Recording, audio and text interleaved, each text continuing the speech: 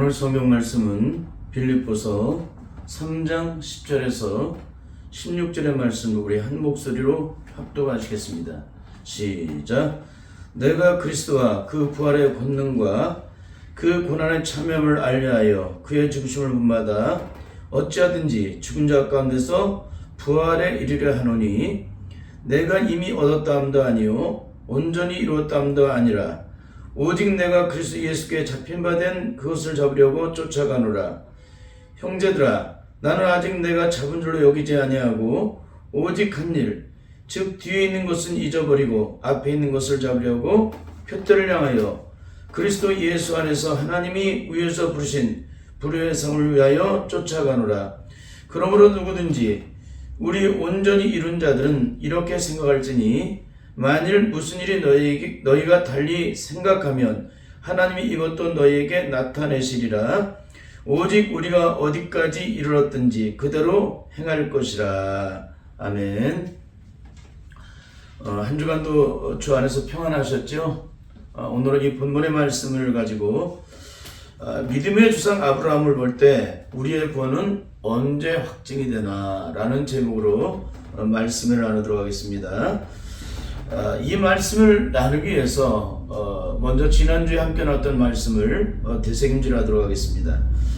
우리는 지난 시간에 끝까지 인내를 이루지 못한 믿음은 다 영적으로 실패된 것입니다 라는 그런 제목으로 말씀을 나눴습니다. 구원은 지식으로 받는 것이 아니라 믿음으로 받는 것이기 때문에 그래요. 끝까지 그 믿음, 그러니까 끝까지 인내를 이루어서 그 믿음을 확증시킬 때 구원이 되게 임하는 것이지 중도에 포기하는 것은 절대 구원이 될 수 없다는 거예요. 그건 상식이기 때문에. 그래서 이렇게 말씀을 드린 겁니다. 그래서 성경 속에는 우리가 어디까지 믿음으로 순종을 해야 하나님의 구원의 영광을 보게 되는지 믿음의 조상 아브라함을 통해서 구체적으로 증거를 해주고 있습니다. 그것을 믿는다고 고백만 하면 구원이 저절로 임하는 것이 아니라 반드시 하나님이 원하시는 뜻을 따라 끝까지 순종함으로 하나님의 의를 온전히 드러낼 때 비로소 구원이 내게 임하게 된다는 사실을 말씀해주고 있는 것입니다. 그럼 믿음의 주상 아브라함이 언제 하나님께 의롭다 하심을 얻게 되었을까요? 75세 때 본토 친척 아버지를 떠나라는 하나님의 명령 앞에서 갈 바를 알지 못했지만 말씀에 순종하여 이렇게 본토 친척 아버지를 떠나게 됩니다. 그러나 그 믿음은 진짜가 아니었다는 것을 잠시 후에 그 실체를 드러내주게 됩니다. 기근이라는 고난이 찾아오자 육체의 생명을 보존하기 위해서 아브라함은 하나님의 모든 약속을 저버리고 애굽으로 피신하는 우를 범하게 됩니다. 그러니까 기근이 찾아올 때 애굽으로 피하는 그런 믿음을 갖고 있는 자는 절대 하나님의 영광을 볼 수가 없다는 거예요. 그러니까 우리 인생도 인생의 삶에서 이런 기근이라는 고난이 찾아올 때 끝까지 하나님의 약속을 바라보고 믿음으로 순종하여서 주님 앞에 엎드리는 자, 순종하는 자는 하나님의 구원을 볼 수 있지만 그 약속을 바라보지 못하고 하나님을 의지하지 않고 인간의 방법을 취하는 자들은 절대적으로 하나님의 영광을 볼 수가 없다는 거예요. 그러니까 아브라함이 하나님의 부르심을 받고 독자 이삭을 모리아산에 제물로 바치기까지 그 모든 과정은 뭐냐면 어떻게 믿음이라는 자체가 우리 안에 형성이 될 때 구원을 이루게 되는지를 우리에게 가르쳐주고 있는 거예요. 그러니까 하나님께서 약속하신 그 젖과 꿀이 흐르는 가나안 땅에 도착했을 때 기근이라는 것이 찾아왔을 때 거기서 끝까지 믿음으로 순종을 했어야 돼요. 그래야 그것이 그에게 구원의 믿음이 되는 겁니다. 근데 뭐냐면 그것에 순종하지 않고 어떻게 돼요? 애굽을 쳐다보잖아요. 그러니까 아직까지도 이 아브라함 믿음은 구원을 받을 만한 믿음이 그에게 없었다는 것을 우리에게 증거해주고 있는 것입니다. 만일 이때에 아브라함에게 죽음이 찾아왔다면 어떻게 되었을까요? 과연 하나님의 공로로 천국에 들어갔을까요? 아니면 천국에 들어가지 못했을까요? 절대 천국에 들어가지 못했을 거라는 거예요. 왜 그럴까요? 아브라함은 여전히 육신에 속한 사람으로 육신의 지배를 받은 사람이기 때문에 그래요.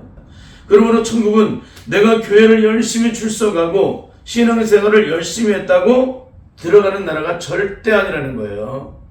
우리의 믿음이 분명히 영적으로 확증되어서 끝까지 믿음으로 인내라 해서 하나님의 의를 드러내야만 하나님 나라의 영광에 들어가는 것이지, 고난이 오면 5분 오면 다 두통날 믿음을 가지고서는 절대 하나님의 영광을 보지 못한다는 것입니다. 두 번째 과정은 하나님의 부르심을 입은 지 10년이 지나도 약속의 자녀가 태어나지 않은 것 때문에 아브라함의 마음이 굉장히 상심되어 있습니다. 그럴 때 하나님께서 아브라함을 찾아오셔서 예배를 드리게 하시고, 아브라함이 드려진 그 재물 쪼갠 고기 사이로 불로 지나가게 하심으로 아브라함과 맺은 그 언약은 영원히 변치 않는 것을 확증시켜 줍니다. 그러나 아브라함의 믿음은 여전히 하나님의 약속을 온전히 믿고 순종하는 믿음의 사람이 아니었습니다. 아내 사라가 몸종 하가를 통해서 후손을 이으라는 말을 했을 때 진짜 하나님의 약속을 믿었다면 아브라함은 절대 하가를 취해서는 안 되었습니다. 그런데 아브라함은 결국 하가를 취함으로 육신의 자녀 이스마엘을 낳게 됩니다. 만일 아브라함이 이 정도의 믿음을 가진 단계에서 죽었다면 과연 아브라함은 하나님의 영광을 보았을까요? 절대 보지 못했을 것입니다.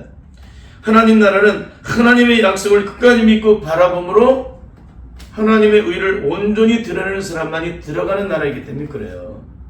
그러니까 이것을 철저하게 영적으로 깨달으셔야 돼요. 세 번째 과정은 창세기 10장을 보면은 아브라함이 99세 때에 하나님께서 찾아오시게 됩니다. 그리고 이렇게 말씀해 주십니다. 나는 전능한 하나님이라. 너는 내 앞에서 행하여 완전하라. 나는 전능한 하나님이라는 거예요. 너는 내 앞에서 행해서 완전하라. 이것은 뭐냐면 철저하게 온전하게 순종해야만 너와의 약속이 성취가 된다라는 말씀을 해주시는 거예요. 아브라함은 아내 경수가 이미 끊어진 지 오래되어서 절대 수태를 할 수 없는 그 가운데서도 순종함으로 동침을 하니 하나님의 말씀대로 약속의 자녀 이삭이 태어나게 됩니다. 그러니까 하나님의 부르심을 받은 지, 하나님의 약속이 이루어진 지 25년 만에 이렇게 이삭이 태어난 거예요. 그러나 이때에도 아브라함의 믿음은 완성되지 않았습니다. 하나님의 정한 시험의 가장 클라이막스는 이 세상에서 그 어떤 것보다도 하나님을 더 사랑하느냐, 하나님을 더 신뢰하느냐, 하나님을 더 믿고 의지하느냐, 거기에 있다는 거예요. 그러니까 우리가 아무리 믿음이 좋다고 말을 해도 하나님보다 더 의지하는 것이 있다면 그 사람은 이미 믿음에서 이탈된 거예요. 하나님을 아무리 사랑한다고 말을 해도 하나님보다도 더 사랑하는 것이 있게 되면은 그 사람은 이미 그 믿음에서 이탈된 사람이에요. 그렇기 때문에 우리의 가장 중요한 영적인 시험에서 가장 클라이막스는 뭐냐면 이삭이 그 어떤 것보다도 주님을 더 사랑하느냐. 그걸 주님께서 제자들에게 질문하시잖아요. 내가 사랑합니다. 그런 고백을 하잖아요. 이런 과정을 영적으로 온전히 통과하는 믿음을 갖지 않게 되면은 절대 하나님의 영광을 볼 수가 없다는 것입니다. 그래서 하나님께서는 이삭이 청소년이 되었을 무렵에 아브라함의 믿음이 진짜 하나님의 약속을 끝까지 바라보고 믿고 순종하는 믿음인지 아닌지를 시험하시게 됩니다. 시험의 제목은 독자 이삭을 죽여서 번제물로 바치라는 명령이셨습니다. 어떻게 100세 난 자식을, 생명무다기한 자식을 죽여서 번제물로 바칠 수 있을까? 이건 죽어도 있을 수 없는 얘기예요. 억만 번을 죽었다 깨나도 할 수 없는 일이에요. 근데 아브라함은 하나님의 말씀 앞에서 순종을 하게 됩니다. 이건 아브라함 믿음이 얼마나 기가 막힌 믿음을 갖고 있는지를 얘기해주고 있는 거예요. 그 수많은 산전수전을 겪으면서, 그 고난의 죽음의 과정들을 겪으면서 아브라함은 하나님은 죽은 자를 사시며 없는 것을 있게 하시는 하나님이심을 믿었다는 거예요. 그 믿음이 그 안에서 온전히 확증되었기 때문에 순종한 것입니다. 만일 그런 믿음이 조금이라도 눈꽃만큼의 의심이 있었다면 아브라함의 순종은 온전히 이루어질 수가 없어요. 그런데 아브라함은 철저하게 온전하게 순종을 하게 됩니다. 이른 새벽 나귀 한 장을 지우고 성 둘을 데리고서 이삭과 함께 하나님께서 시한 모리아 땅으로 가게 됩니다. 그러나 이것도 하나님이 의롭다 여기시는 영적 기준이 아니었습니다. 모리아 땅에 도착하여 하나님께서 지시한 산에 이삭과 함께 올라간 아브라함은 이삭을 결박하여 제단 위에 올려놓을 때까지도 하나님께서는 여전히 아브라함 믿음을 의롭다 여기시지 않으셨습니다. 그러니까 하나님께서 우리의 믿음이 어떤 과정까지 이르러야 우리를 의롭다 하시는지를 그에 대한 기준을 우리에게 이렇게 상세하게 말씀해주고 있는 것입니다. 그러니까 오늘 내가 예수를 믿었기 때문에 구원을 받았다는 얘기해서는 절대 안 돼요. 왜? 성경에서 이미 증거를 하고 있잖아요. 우리에게 증거를 해주고 있는데도 불구하고 이것을 믿지 않고 자꾸만 이렇게 수많은 사람들이 말씀 속에 그 말씀을 배워가지고 깨달은 것에 자기 생각을 집어넣어서 만들어진 교재를 따라 가르치고 있는 것이 마치 구원의 기준인 것처럼 세상 천지 모두가 다 두루 그걸 통용하고 있다는 것입니다. 여러분, 성경에서는 그렇게 말씀하고 있지 않잖아요. 그런데 우리는 예수를 믿기만 하면 구원받고 천국에 들어간대. 누구 마음대로 들어가요, 천국에를. 여기서 분명히 하나님께서 말씀해주고 있잖아요. 하나님께서 의롭다 여기시지 않게 되면 우리는 절대 하나님 나라에 들어갈 수가 없어요. 그런데 우리는 이렇게 어리석은 얘기를 하고 있는 것입니다. 마지막 아브라함 믿음 하나님은 죽은 자를 살리시며 없는 것을 있게 하신 하나님을 진정으로 믿고 독자 이삭을 죽이려고 칼을 들어서 내리치려 할 때에 내리치려 할 때도 아니에요. 내리칠 때 하나님께서는 비로소 아브라함 믿음을 의롭다 여기셨다는 거예요. 언제? 독자 이삭을 죽이려고 칼을 들어서 내리칠 때, 그 앞에까지 내리칠 때 하나님께서 급하게 아브라함의 손을 붙잡으십니다. 거기까지 순종해야 우리의 믿음이 하나님께 의롭다 여기심을 받는다는 거예요. 그러면 하나님께서 의롭다 여기시는 가장 중요한 영적 주제는 무엇입니까? 창세기 22장 11절부터 12절을 함께 읽겠습니다. 시작. 여호와의 사자가 하늘에서부터 그를 불러 이르시되 아브라함아 아브라함아 하시는지라. 아브라함이 이르되 내가 여기 있나이다 하매 사자가 이르시되 그 아이에게 내 손을 대지 말라. 그에게 아무 일도 하지 말라. 내가 내 아들 내 독자까지도 내게 아끼지 아니했으니 내가 이제야 내가 하나님을 경외하는 줄 아노라. 독자까지도 아끼지 않까지 하나님을 경외하는 이제 그런 믿음이 내 안에 있어야, 그러니까 내 생명을 주님 앞에 드릴 수 있어야 되는 거예요. 자식의 생명까지도 하나님 앞에 드릴 수 있는 그런 믿음이 내 안에 영적으로 이루어져야만, 그런 믿음이 형성이 되어야만 우리가 구원에 이를 수 있다. 그 얘기를 해주고 있는 거예요. 그렇습니다. 우리가 하나님께 의롭다 여기심을 받는 가장 중요한 영적 마지막 단계는 내 생명보다 주님을 더 사랑하느냐. 그걸 이론이 아니라 실제적으로 주님이 원하실 때 이 생명도 달라지면 내가 십자가에 놓겠다라는 그 믿음이 진짜 영적으로 내 삶에서 순종함으로 주님 앞에 드려져야 한다는 거예요. 그냥 이론적으로만 찬송할 때만 그냥 눈물을 흘리고 마치 믿음이 있는 것처럼 진짜 그렇게 하나님 앞에 내 생명을 아낌없이 드릴 수 있는 것처럼 그렇게 표정 짓고 찬송하는 게 아니라 아브라함처럼 끝까지 순종함으로 그 일을 드러내야만 하나님의 영광을 볼 수 있다는 것을 말씀해주고 있는 것입니다. 결국 우리가 여기까지 온전하게 순종을 하지 않게 되면 하나님께 의롭다 하심을 얻을 수가 없다는 거예요. 여기까지 끝까지 믿음으로 순종해야만 하나님께 의롭다 하심을 얻게 되고 영원한 영광을 얻게 될 수 있다는 사실을 우리에게 말씀해주고 있는 것입니다.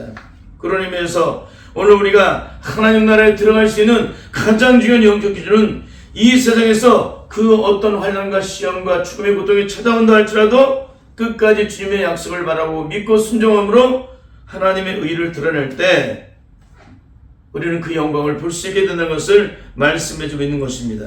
그러므로 오늘 우리가 믿고 있는 믿음은 아브라함이 하나님께로부터 의롭다 하심을 받게 하지 진행되는 하나의 영적 과정이지 하나님께 인정받는 완성된 믿음이 아니라는 거예요. 그러니까 지금까지의 신앙생활은 하나의 과정일 뿐이에요. 그러니까 우리가 하나님 나라에 들어가기 전에 하나님께로 우리의 믿음을 준비시키시는데 고난이라는 과정, 시험이라는 과정을 통해서 우리를 연단하셔서 이렇게 오직 하나님만을 의뢰하는, 아브라함처럼 오직 하나님만을 의뢰하는 믿음의 사람으로 만들어 놓으셔서 하나님을 끝까지 신뢰하는 사람을 만드셔서 그 영광을 보게 하신다는 거예요. 그게 연단입니다. 그래서 이는 믿음의 시련이 인내를 만들어낸 줄 알미라. 그 인내가 내 안에 이루어질 때 끝까지 죽기까지 순종하는 믿음으로 하나님의 의를 드러내시는 그런 삶이 이루어질 때 우리는 조금도 부족함이 없는 삶을 살게 된다는 거예요. 그러니까 그런 믿음이 형성되면 땅에서 어떤 고난과 시험이 찾아와도 조금도 유동치 않죠. 인생의 어떤 실패와 좌절과 절망된 일을 만나도 그것 때문에 요동치를 않죠. 왜 그래요? 하나님 나라가 영적으로 보장되어 있고 내 심령 자체가 이 땅에서 어떤 삶을 살든지 하나님의 약속을 바라고 있고 걸어가는 사람이기 때문에 조금도 이 땅의 삶에서 요동치 않는다는 거예요. 육신에 속한 삶에 대해서. 그래서 오늘 사도 바울이 본문의 말씀을 통해서 증거하고 있는 것이 바로 이 말씀이에요. 우리의 믿음이 어디까지 이르러야 하나. 그러니까 우리의 구원은 지금 이루어져 있느냐 아니면 끝까지 그 믿음을 지킬 때에 그 믿음이 내게 온전하게 내게 형성되어서 하나님께 의로부터 하심을 받을 수 있느냐 그런 얘기예요. 그러니까 오늘 이루어졌다 하고서 끝장내고서 딴짓거리를 했다. 그럼 그 사람은 어떻게 되겠어요? 절대 하나님의 구원을 볼 수 없다는 거예요. 그렇게 증거하는 구원파도 있잖아요. 한 번 구원은 영원한 구원이라고 과거의 죄, 현재의 죄, 미래 죄까지 다 청산받았으니까 내가 구원받았기 때문에 어떤 죄를 져도 다 천국에 들어갈 수 있다. 그러니까 아브라함에 대한 믿음에 대한 얘기를 증거를 할 거예요. 그분들도. 그런데 전혀 이 능력이 어떤 능력인지를 영적으로 전혀 모르는 거예요. 그러니까 이는 문자적으로, 지식적으로, 학문적으로밖에 몰라요. 여러분 철저하게 성령 안에서 우리가 변화를 받아야 될 줄 믿습니다. 그래서 오늘 사도 바울이 본문의 말씀을 통해서 이렇게 증거를 하고 있습니다. 함께 읽겠습니다. 시작. 내가 바라는 것은 그리스도를 알고 그분의 부활의 능력을 깨닫고 그분의 고난에 동참하여 그분의 죽으심을 본받는 것이라. 그래야 나는 어떻게 해서든지 죽은 사람들 가운데서 살아나는 부활에 이르려 하노니 나는 이것을 이미 얻은 것도 아니며 이미 목표점에 다다른 것도 아니라 오직 내가 그리스도 예수께서 나를 사로잡으셨으므로 나는 것을 붙들려고 쫓아가고 있노라. 형제들아 나는 아직 내가 잡은 일을 여기지 아니하고 오직 큰 일, 즉 뒤에 있는 것은 잊어버리고 앞에 있는 것을 잡으려고 표대를 향하여 그리스도 예수 안에서 하나님이 위에서 부르신 부름의 상을 위하여 쫓아가노라.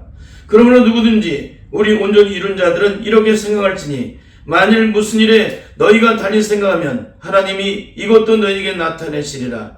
오직 우리가 어디까지 이르렀든지 그대로 행할 것이라.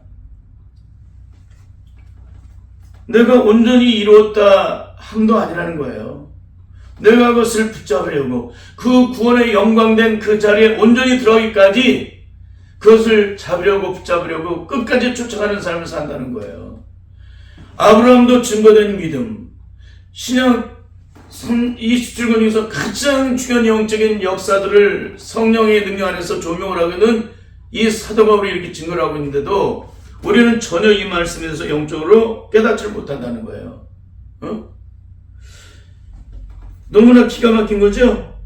이 사도 바울은 빌립보서 2장 10절을 통해서 더 기가 막힌 말씀을 해줘요.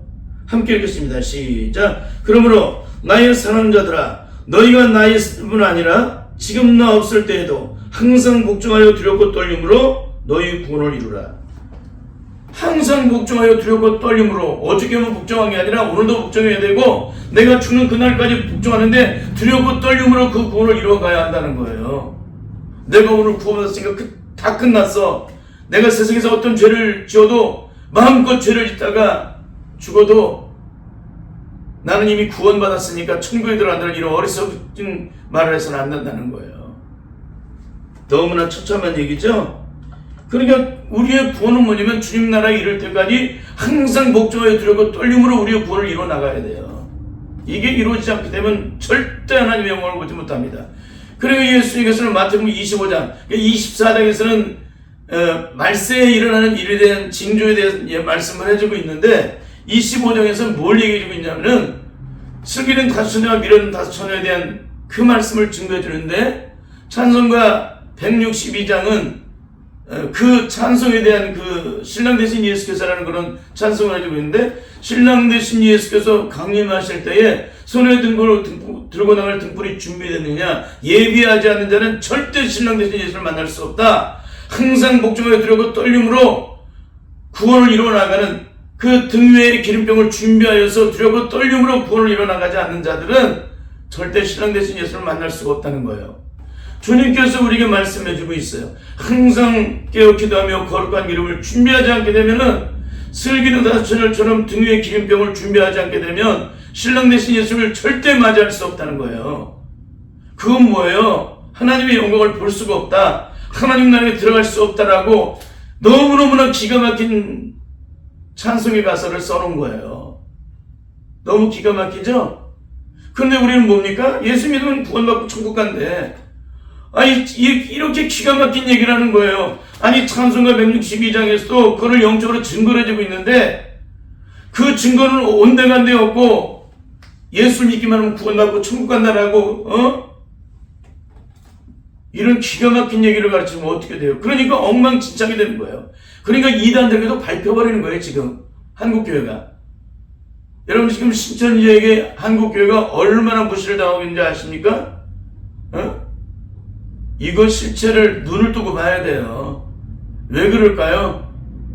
지식을 가지고 혼적인 영역을 가지고 싸우기 때문에 그래요. 혼적인 신앙생활을 하기 때문에 그래요. 성령 안에서 영적으로 신앙생활한다는 절대적으로 우리 이런 어리석은 신앙생활을 하지 않아요.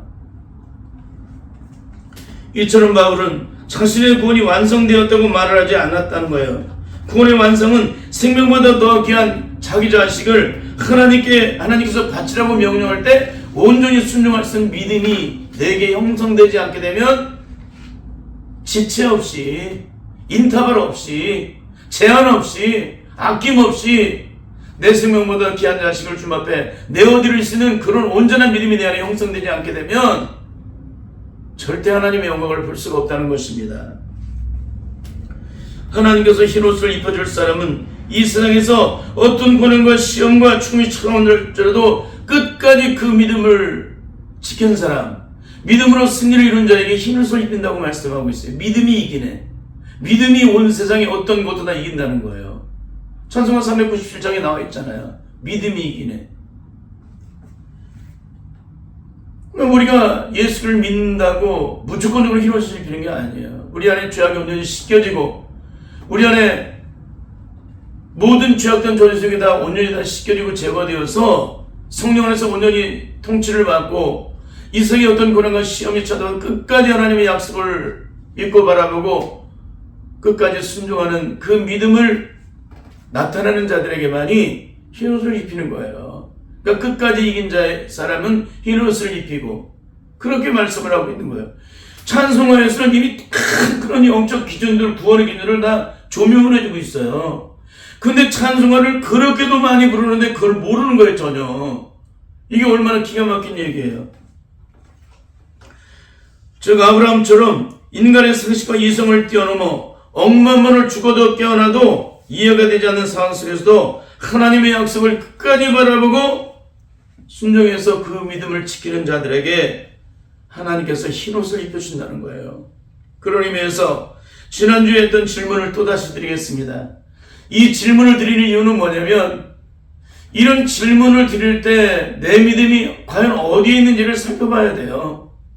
하나님 나라의 소망, 죄에 대한 두려움, 심판에 대한 두려움이 있는 자들은 제가 이렇게 경고의 기능처럼 말씀해 준 거에서 나팔을 불어줄 때 전쟁을 예비할 수 있다는 거예요. 전쟁을 예비하게 돼요. 죽음 앞에서, 언젠가 찾아온 죽음 앞에서 온전히 하나님의 영광된 자녀로서 그 영광을 보기 위해서 오늘 나를 철저하게 살피게 된다는 거예요. 근데 제가 증거드린 말씀 앞에서 자기 자신을 철저하게 살피며 가로없는 자가 있습니까? 만약에 있다면 그 사람은 하나님의 구원의 영광을 받을 수 있는 기회를 얻는 사람들이에요. 만일 그렇지 않다면 일평생 예수 그리스도를 믿어도 망하는 존재가 될 것입니다. 그럼 지난주에 했던 질문이 뭡니까? 첫째는 뭐냐면 일제 36년도에 신사참을한 죄종들은 정말 살 소망이 끊어지는 그런 절망적인 상황에서도 끝까지 하나님의 약속을 바라보고 믿고 이렇게 그 믿음을 지킨 사람들이에요. 그냥 그들이 그 고난을 이겨낸 게 아닙니다. 하나님의 약속을 바라보고, 왜? 성경을 통해서 배웠기 때문에 그 약속을 끝까지 믿고 순종하면 하나님의 영광을 본다라고 가르쳤기 때문에, 그렇게 배웠기 때문에 또 그렇게 가르쳤기 때문에 자기들의 믿음을 확장하기 위해서 이들은 끝까지 견뎠습니다. 그런데 이들이 언제 무너집니까? 마지막 자신의 육체의 생명을 해함을 받는 그 시험 앞에서는 모두가 다 속수무책으로 다 부인을 하게 되는데 신사참배를 하게 돼요. 하나님의 약속을 끝까지 믿지 못하고 하나님을 우연한 이분들, 하나님을 끝까지 믿겠다라고 그 약속을 믿고 바라보고 끝까지 모든 고난을 이긴 사람들이 마지막 육체의 생명을 해하는 죽음 앞에서 그 약속을 바라보지 않고 중도의 믿음에서 이탈된 이들은 과연 하나님의 영광을 보았을까요? 보지 못했을까요? 절대 보지 못했다는 거예요.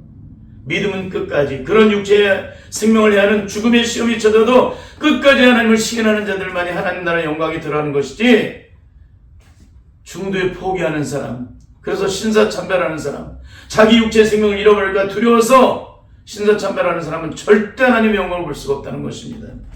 둘째는 6.25 때 북한 공산당에 붙잡혀간 주의 종들은 모진 고난과 핍박과 고통을 당했음에도 끝까지 그들을 인내했습니다. 왜 인내를 했다 그랬어요? 하나님의 약속 때문에.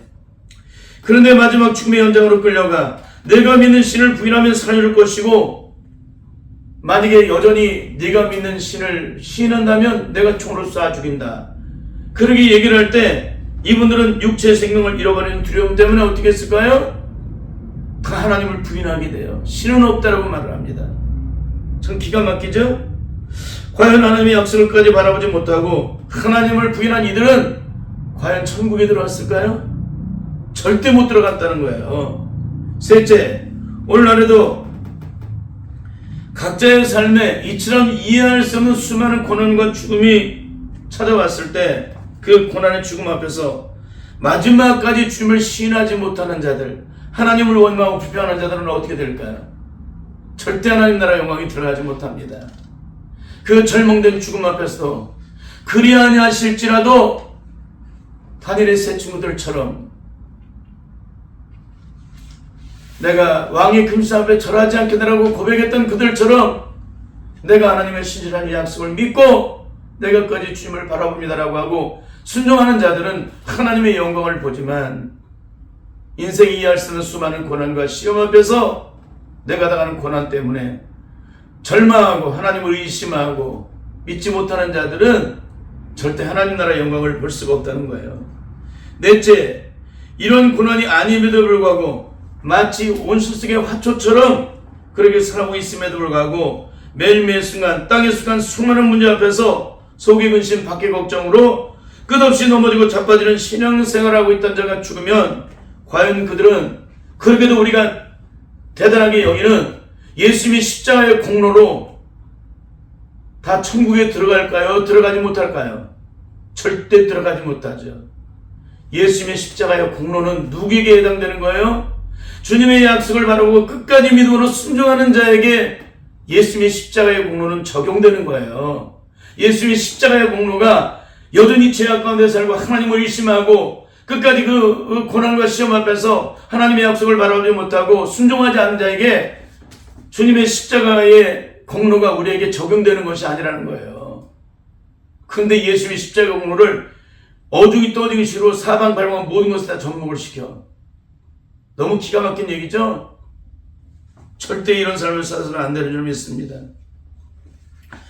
여러분, 이들이 왜 절대 천국에 들어가지 못하는지를 성경 두 군데만 찾아보기 시간을 마치도록 하겠습니다. 먼저 마태복음 10장 28절을 함께 읽겠습니다. 시작. 몸은 죽여도 영혼은 능히 죽이지 못하는 자들을 두려워하지 말고 오직 몸과 영혼을 능히 지옥에 멸하시는 자를 두려워하라. 몸은 죽여도 영혼은 능히 죽이지 못하는 자를 두려워하지 말라. 일제 30년의 신사참배는 그들에게 적용되는 말씀이죠. 6.25 때 북한 공산군에게 붙잡혀간 죄종들을 여기서 적용할 수 있는 거죠. 몸은 죽여도 영혼은 능히 죽이지 못하는 자들을 두려워했잖아요. 심판주 하나님을 두려워하지 않은 거예요.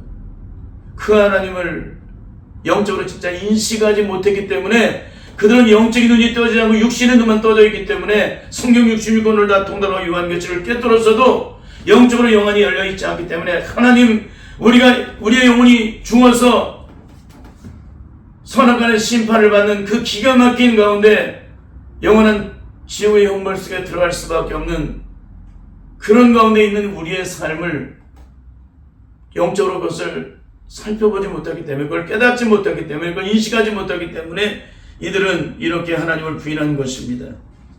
요한복음 12장 25절을 함께 읽겠습니다. 시작. 자기 생명을 사랑하는 자는 잃어버릴 것이요 이 세상에서 자기 생명을 미워하는 자는 영생하도록 보존하리라. 자기 생명을 사랑하는 자는 잃어버릴 것이라는 거예요. 영원한 영광, 영원한 생명을 잃어버린다는 것입니다. 그러나 주님 앞에 아낌없이 자신의 생명을 내어드리는 자는 영생하도록 영원한 생명의 은혜를 얻을 수 있게 된다는 것을 우리에게 말씀해 주는 거예요. 영생하도록 보존하리라. 이 세상의 모든 믿음의 기준은 아브라함입니다. 어디까지 순종되어야, 어디까지 이르러야 우리의 구원이 임하게 되는지를 아브라함을 통해서 증거되었습니다. 그것은 독자 일생을 모리아산에 제물로 바치라고 할 때 모든 약속이 파괴가 되어도 하나님은 죽은 자를 살리시고 없는 것을 있게 하신 하나님을 끝까지 믿고 순종하는 그 삶을 살아갈 때, 그건 이론이 아니라 지식이 아니라 상식이 아니라 실제로 그 믿음에 순종하여 독자 일생을 칼로 죽여서 번제로 드리겠다는 그 마음의 믿음이 순종함으로 그 행동을 할 때에 행위를 통해서 그 믿음을 확증할 때만이 우리가 영원한 구원의 생명을 얻을 수가 있다는 겁니다. 물론 우리의 구원이 너무나도 안타깝기 때문에 이 말씀을 계속 증거를 하고 있는 거예요. 여러분의 믿음은 과연 어떤 믿음입니까? 여러분이 지금 받았다고 하는 구원은 어떤 구원입니까? 여러분 철저하게 성령 안에서 오늘 아브라함과 사도 바울을 통해 조명되어지는, 또 예수님께서 우리에게 말씀하신 이 말씀을 따라 여러분은 과연 어떤 건지 한번 살펴보세요. 진짜 성령 안에서 철저하게 영적으로 깨닫고 구원의 참된 영광을 얻기까지 정말 두렵고 떨림으로 우리의 구원을 이뤄나가는 복된 성도들이 다 될 수 있기를 예수님의 이름으로 간절히 축원합니다. 아멘.